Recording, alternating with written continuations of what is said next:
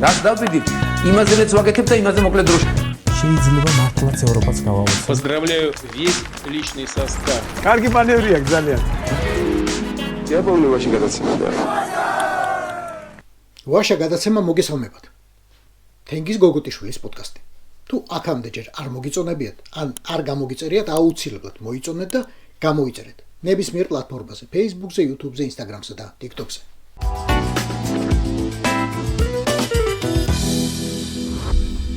არ ვიცი როგორ მოძებნეს ამათ ერთმანეთი. არ ვიცი რომელი რომელს აგიჟებს და რომელი რომელს ააბდლებს, მზრდილობიანად რომ თქვა. მაგრამ მაგარი დუეტი კი შეიკრა. ბორია ივანაშვილი და ზაზა შათირიშვილი. ფერიფერსა. ივანაშვილმა ამდენი წელი ივარჯიშა და მაინც ვერ გაიხსნა. ენაბრგვილია ყველა ენაზე თანაბრად. შათირიშვილს კი პირიქით მგონი ვერბალური დიარი ასჭირს და რომ ახსენდება რომ მორიგ ბოდვაში მორიგი ძალიან მაღალი ჰონორარი ელის კიდე უფრო ეშლება და ეშლება. ეშლება კუჭი, ეშლება საღერღელი, ეშლება ფიქრები. Deep State-ის სახელი ცნობილი ჩრდილოვანი ძალები. სახეცვლილების მცდელობაში ვამხილე, ხოლო შეერთებული შტატების მოქმედ პრეზიდენტზე, დონალდ ტრამპსა და მის ადმინისტრაციაზე ასევე მტკიცებულებების დონეზე დავადასტურე, რომ ისინი არათუ ებრძვიან ოლიგარქიულ ძალებს, არამედ პირდაპირ მათ დავალებას ასრულებენ და ეგრეთ წოდებული რებრენდინგის პროცესში ერთ-ერთ მთავარ როლს ასრულებენ. ეს შესავლის ნაწილია, ბოლო ბოდვითი აშლილობის, რომელიც ასე ჭადი და ყველივი დაემთხვა იმედის სათქმელს. Deep State-ი თან არსებობს და არ არსებობს. ტრამპი თან ებრძვის, თან თვითონ არის Deep State-ი. სულ 10 დღე გავიდა, როდესაც იმავე ჯიბის არისტოტელემ Deep State-ად ვიცე-პრეზიდენტი ვენსი გამოაცხადა. მაშინ ბევრს გაუკვირდა, ვენსი თუ იმნაირია, ტრამპი როგორღაა ამნაირიო. გავიდა 10 დღე და როგორც წავიკითხეთ, მართლა შევიდნენ ესში არისტოტელეც, პლატონიცა და ჰეგელიც. ხო რა გითხრა, თავიდან დიდი შემართებით დაიწყო. ძალიან მოტივირებული იყო, მაგრამ რაღაც ბოლო მომენტში თითქოს ცოტა შეფერხდა. ნუ არ ვიცი, ეს რეალური ბრძოლა არის თუ უბრალოდ მიდის რებრენდინგი, ეს ამას ვნახავ. ჩემთვის კითხვები არსებობს. საქართველოსთანაც არ შეცვლილა პრინციპში დამოკიდებულება. როგორ არა? ისევ სანქცირებულია სტრატეგიული პარტნიორობა არა. არა, ჩვენთვის კარგი ის იყო, რომ ეს საერთაშორისო ორგანიზაციების ეს ნაკადი მოგვაშორა. თავარია რომ ჩვენი ხელისუფლება ებრძვის Deep State-ს. ხო კონდათ მოლოდინი რომ აი ტრამპი დაამარცხებდა Deep State-ს და არაფორმალურ გავლენებს. კი, თავარია რომ რებრენდინგი არ მოხდეს Deep State-ი. თან არ მინდა პროჭორვილელთა შემოგდებულ რაღაც სულელურ სალაყბოზე ყურადღების გადატანა. თან ახლა როგორ გინდა გვერდი აუარო თუ ამ რეგვენების იდეებით ეწყობა მთელი ქვეყნის პოლიტიკა.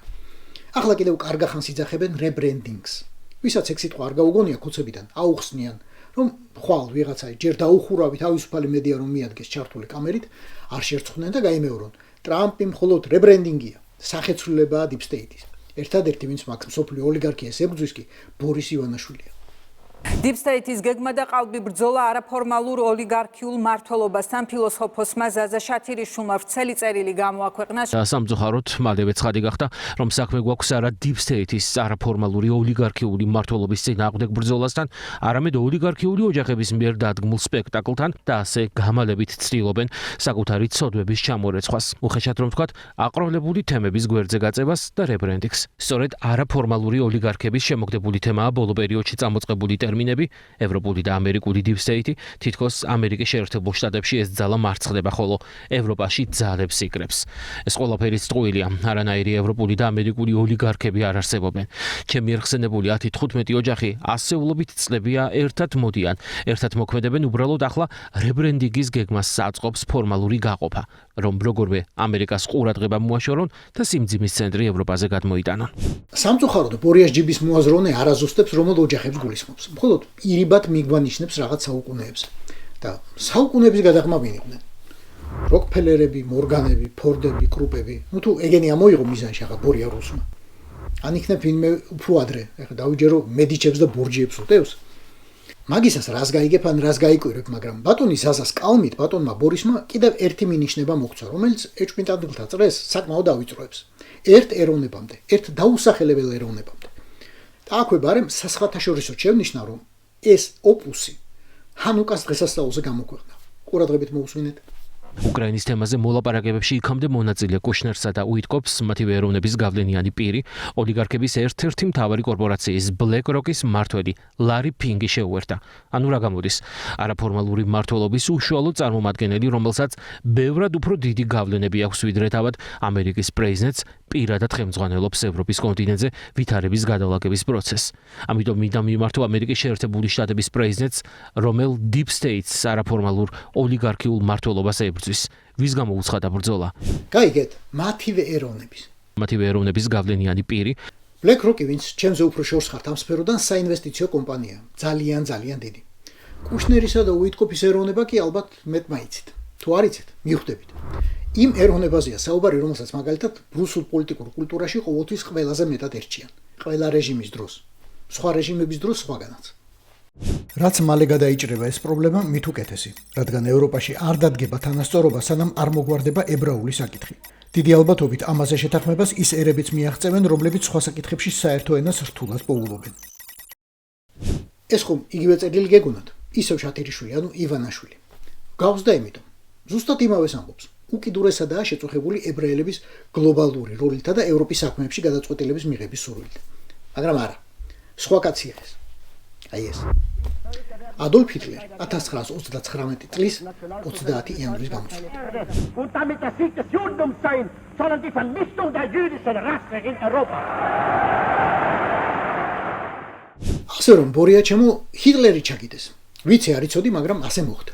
და რამდენიც უნდა იძახო ახლა მთელი ჩემ ძმაკაცები რუსეთში ებრაელები არიანო, რამდენიც უნდა იყვირო ტოლერანტი ერი ვართო, შათირიშვილის ანუ შენი ოპუსი დღეიდან ქართული ანტისემიტიზმის ჰიმნად შეგვიძლია ჩავთვალოთ. ყველა უბედურებაში ერთი დამნაშავის პოვნის სახელმწიფო ინსტრუქცია, რომელიც ძალიან ლოგიკურად ეწერება შენი გაპუწული ხელის ბიჭის ვიზიტების გეოგრაფიასა და მეგობართა წრეს, რომელიც დიახ თხელდება ვენაცვალეს სტელს ტექნოლოგიებსა და ზუსტი დამიზნების რაკეტებს. ხო, ამას ახლა ბორია ივანაშვილის გასაკვირვად დაწვავებობდა მოსადისასაც. დარწმუნებული ვარ, ტრამპის ადმინისტრაციაც დიდი ინტერესით გაეცნობა ინფორმაციას ახალი ანტიტრამპისტული კერისა და ანტისემიტური ბუდის შესახებ. მაგრამ სანამ ეგენი მაგას მიხედავენ, ჩვენ მაინც გავაგრძელოთ მდიდარი ებრაული ოჯახების ზებნა ისტორიაში. ვინ გახსენდებათ პირველი? როტშილდები. საბჭოთა კავშირში გაზრდილი ადამიანისთვის ეგ არის პირველი ემოცია. ამიტომ ბორია რუს თავისი ბავშვობის დროინდელი ჟურნალი კრაკადილი და გაზეთი პრავდა რომ გახსენებოდა დაუვიწყარი კარიკატურით რა გასაკვირია. ოღონდ რა შეიძლება 9 ნომერი იმერელი გლეხი ერჩოდეს ფრანკ და ბრიტანელ ბარონ როტშილდებს. პატარა ამბავს გაგახსენებთ. როგორ იქირავა მეორე 9 ან 10 ნომერმა კახელმა გლეხმა ეს ბარონი როტშილდები. კაცმა ვერ გაიგო ისთვის, მაგრამ 10 მილიონი უფეშკაშა. ბიუჯეტის, ანუ ჩვენი მოხსნილი ფული. და მოხსნილი არ ყავდა ბორიას ეს მეორე გლეხი, რომ კობახიძემ კონტრაქტი გააუქმა. რატომ გააუქმა, ვერც ეგ ვერ გავიგეთ. მიზეზს არ ხსნიან. საიდუმლოა. და ახლა თქვენი ფიქრით, იქნება ბორიას გაყინული ფულის გასალღობად და სანქციების მოსახსნელად იყვნენ ეგენი დაქირავებულები. დახელფასებულები, როგორც პროჭორულელი იტყოდა. ან რამე სხვა საქმისთვის, რაც როტშილდებსაც კი არ გამოუვიდათ. ახლა ცოტა არ იყოს შევფიქრიანდი. ველოდო თუ არა ანტისემიტურ გამოხდომებს საქართველოში. ისრაელის სახელმწიფოსთან ურთიერთობა დაგვეძაბება თუ არა. პალესტინის მხარდამჭერ რამე რეზოლუციას აუწევს თუ არა ხელს საქართველოს გაეროში. თბილისის სინაგოგის ადგილას ერთი კაი პარაგრაფიც ჩაიდგმებოდა მე მგონი. მართლა მაინტერესებს რა აქვს ჩაფიქრებული ბორია რუს ებრაელთა სოფლიო ბატონობის აღსაკვეთად. რასაც თურმე საუკუნეები აკეთებ. ძალიან სამწუხაროა რომ რუსი ოლიგარქი წიგნებს არ კითხულობს. თორემ პრაღის სასაფლაოს ურჩევდი. ხათუნა ცხადადის კონგენიალურ თარგმანს. ბევრს გაიგებდა. თუმცა მეორე მხრივ რაის უმბერტო ეკო, როცა ზაზა შათირიშვილი ყავს დახელფასებული. ის დაწერს ყველაფერს, რაც საჭიროა, ჩვენ კი ამ ყველაფერს იმედი გვეტყვის. ხო, ბადრი პატარკაციშვილის იმედი დაგენაცვლე. ეს იყო ვაშე გადაცემის სპეციალური გამოშვება. აუცილებლად გვიყურეთ, მოგვიწონეთ და გამოგვიწერეთ ყველა პლატფორმაზე. YouTube-ზე, Facebook-ზე, Instagram-ზე და TikTok-ზე. რაც დავიდით, იმაზეც ვაკეთებ და იმაზე მოკლედ დროში. შეიძლება მართლაც ევროპაც გავაუწყო. Поздравляю весь личный состав. კარგი მანევრია ძალიან. Я помню, ваше гадаться.